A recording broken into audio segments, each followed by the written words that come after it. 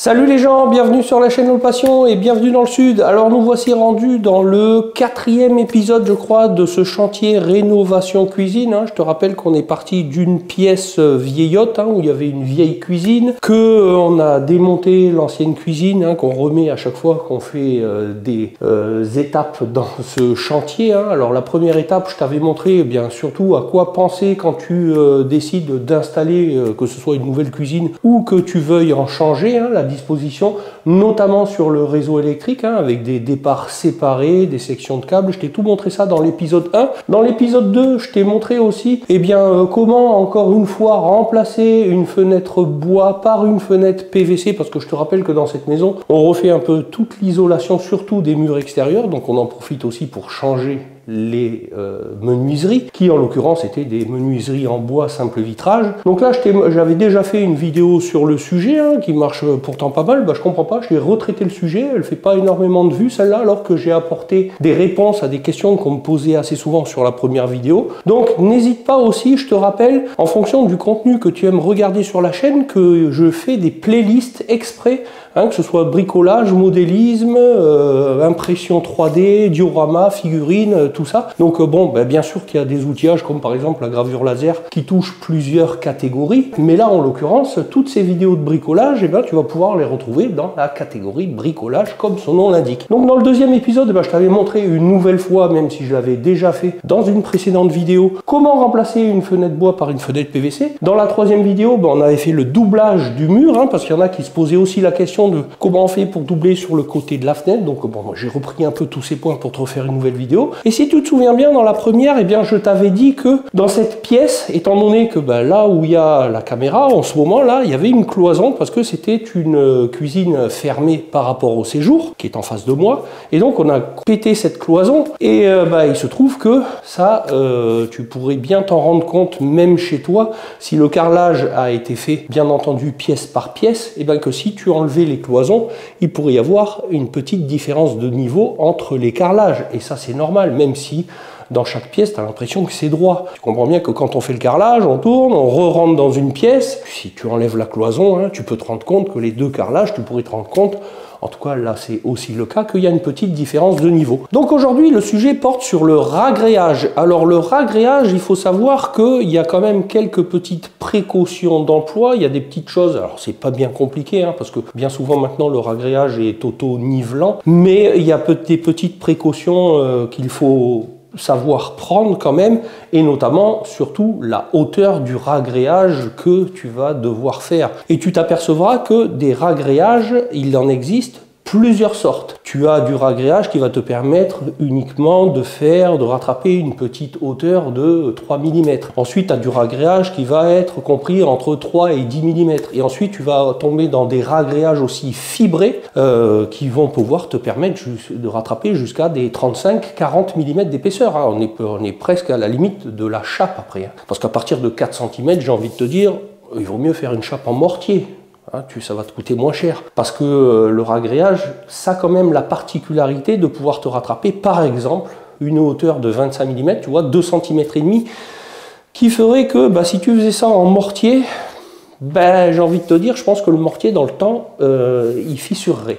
Alors que le ragréage fibré, quand tu es dans ces fortes épaisseurs-là, tu es paisible. C'est un peu comme le béton fibré, sauf que là, c'est fait exprès, c'est fibré, ça ne bouge pas. Donc renseigne-toi auprès de ton magasin de matériaux, en tout cas, quand tu choisis de faire un ragréage, déjà tu t'assures de l'épaisseur qu'il faut que tu rattrapes, et ensuite tu verras tous les ragréages. Généralement, il n'y en a pas 10 000, dans une même marque, il doit y en avoir 3. Par exemple, si je prends l'exemple de Weber, tu as le NIF Primo pour les faibles épaisseurs, et ensuite je ne sais plus si c'est le NIF fort ou le NIF dur. En tout cas, il y en a un des deux, c'est l'épaisseur intermédiaire, et tu comprends bien que l'autre, c'est l'épaisseur au-dessus qui te permet de rattraper des fortes épaisseurs. Alors après, comment quantifier le ragréage? C'est pour ça que le ragréage, selon la pièce que tu as à faire, il faut savoir quelle épaisseur il va falloir rattraper. Est-ce que ça va être la même épaisseur partout? Donc ça, j'ai envie de te dire, c'est un peu du cas par cas. Il faut savoir estimer, mais surtout, il y a bien une chose qu'il faut avoir en tête. Comme on dit, pour en avoir assez, il faut qu'il y en ait de reste. Parce que c'est pas un produit où si t'en manques, tu vas dire putain merde, il faut que je cours au magasin de matériaux pour aller chercher une paire de sacs parce que je crois qu'il va m'en manquer un ou deux. Non, il vaut mieux que t'en aies plus et que tu t'arranges avec ton magasin de matériaux pour les ramener ensuite plutôt que d'en manquer. Ensuite, la préparation du sol, parce que ça aussi c'est vachement important quand tu fais un ragréage. Tu comprends bien qu'il faut que ton ragréage adhère correctement au précédent support. Alors il faut déjà, si c'est un support béton, un support d'une dalle que tu veux ragréer, eh ben, c'est à minima le nettoyer, lui passer un coup d'aspirateur. Si c'est du carrelage comme ici, eh bien le dégraisser. Il y en a même qui le rayent avec une ponceuse. Bon, nous on a fait l'option de choisir de bien le dégraisser, de bien le nettoyer et surtout de passer un primaire d'accrochage. Alors ça aussi, c'est qu'une résine d'accroche en fait, qui sèche relativement vite, hein, ça se passe au rouleau et ça va te créer un support, une adhérence justement sur ton précédent support pour pouvoir favoriser l'accroche de ce que tu lui mets par-dessus. Donc moi j'avais l'habitude d'utiliser du Weber Prime, bon mais là ils en avaient plus, je te mettrai ce qu'on a passé par là en encart. Donc ça c'est le primaire d'accrochage très important. Alors pareil, ça se passe au rouleau, c'est vendu en pot, c'est assez liquide. Voilà, ça a été fait hier soir, hein, parce qu'il faut 4 heures de séchage ou 2 heures de séchage, je ne sais plus exactement. Tu pourrais éventuellement le passer le matin pour faire ton ragréage l'après-midi. Autre chose, aussi bien s'assurer qu'il n'y a pas de trous ou de petites fissures qui feraient que le ragréage se barre par là, surtout si tu as un étage en dessous ou un vide sanitaire, enfin bref. Parce que le ragréage, tu vas voir, je vais te montrer tout ça, ça ressemble un peu à de la soupe. Alors si tu jettes du liquide par terre, au moindre trou qu'il va rencontrer,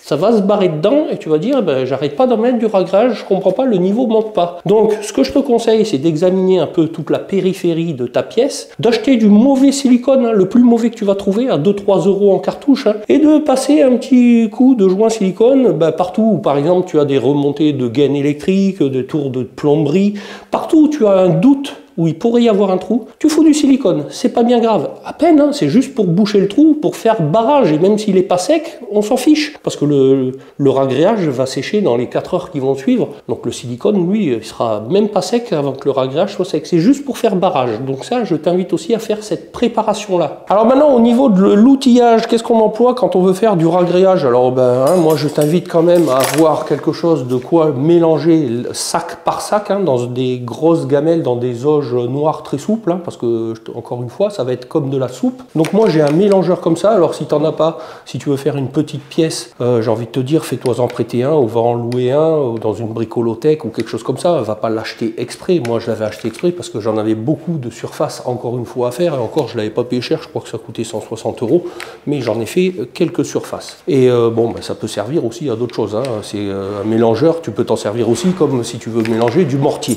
Ensuite il s'agit d'avoir aussi un rouleau débuleur quand tu commences à avoir certaines épaisseurs pour chasser les bulles dans ton ragréage, tu vois. Une fois qu'il est coulé partout, tu mets ton rouleau. Alors ça va aussi avoir l'avantage aussi de le niveler parfaitement, il va s'auto-lisser un peu partout, mais c'est surtout son atout majeur, c'est de chasser les bulles pour pouvoir avoir un ragréage le plus parfait possible. Si tu dois également aller marcher, faire des reprises sur ton ragréage pour notamment aller débuler toute ta pièce avec le rouleau, c'est de pouvoir marcher dessus sans s'en mettre un peu de partout. Alors il existe, tu vois, des semelles comme ceci, à pointe, que tu mets sous tes souliers pour pouvoir marcher et puis, tu vois, pas t'en mettre plein les pieds. Tu t'arrêtes à l'entrée de la pièce, t'enlèves ça et l'affaire est réglée et ça n'a pas aussi endommagé la surface que tu fais sur ton ragréage. Mais là, je pense que va pas y en avoir trop besoin, hein. Un petit platoir comme ça aussi, tu vois, qui va te permettre éventuellement d'étaler ton ragréage sur le sol, hein. C'est un petit platoir simple, assez long, tu vois. Bon, tu pourrais faire avec une truelle, mais ça c'est quand même plus pratique parce que ça va te permettre de chercher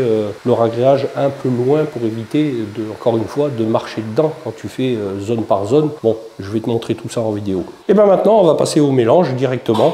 Alors, on va suivre les proportions qui sont indiquées, évidemment, sur le sac du fabricant. Bon, tu vois, sur ce sac-là, c'est marqué 6 litres, 6 litres et demi d'eau pour le mélange. Écoute, hein, on va mesurer ça avec un bro pour la première fois. Et puis, on va regarder combien ça fait de niveau dans le seau. On va prendre un repère. Et puis, comme ça, derrière, il faut enquiller les sacs les uns derrière les autres. Il ne faut pas perdre de temps non plus.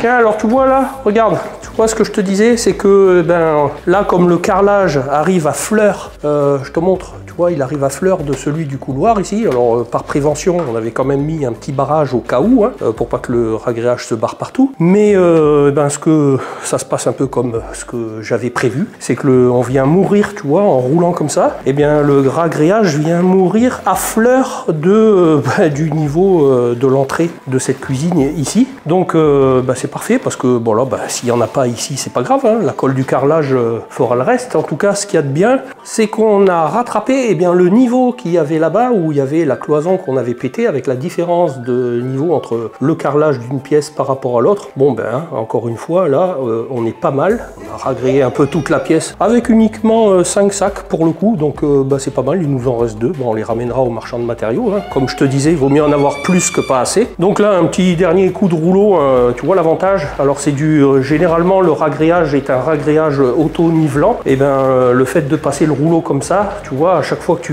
tu coules un sac, et bien ça permet aussi de l'égaliser parfaitement par rapport bah, à ce que tu avais fait juste avant. Et puis ça chasse un peu s'il y a des grumeaux, s'il y a des petites bulles. Moi je te conseille quand même d'investir dans ce matériel là. C'est pas mal, tu vois, ça te fait vraiment une surface bah, nickel, hein.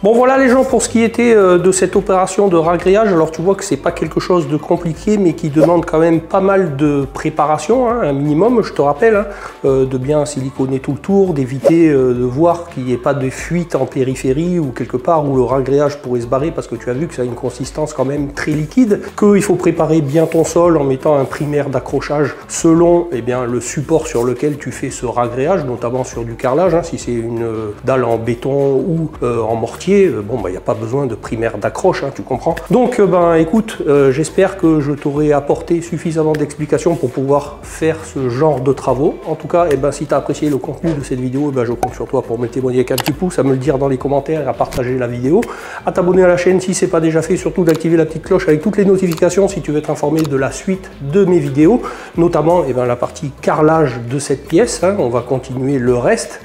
Et puis que tu peux toujours aller checker les anciennes, tu pourras trouver ça utile, divertissant, enrichissant. Et moi je te dis à bientôt pour une prochaine vidéo. Allez, salut les gens.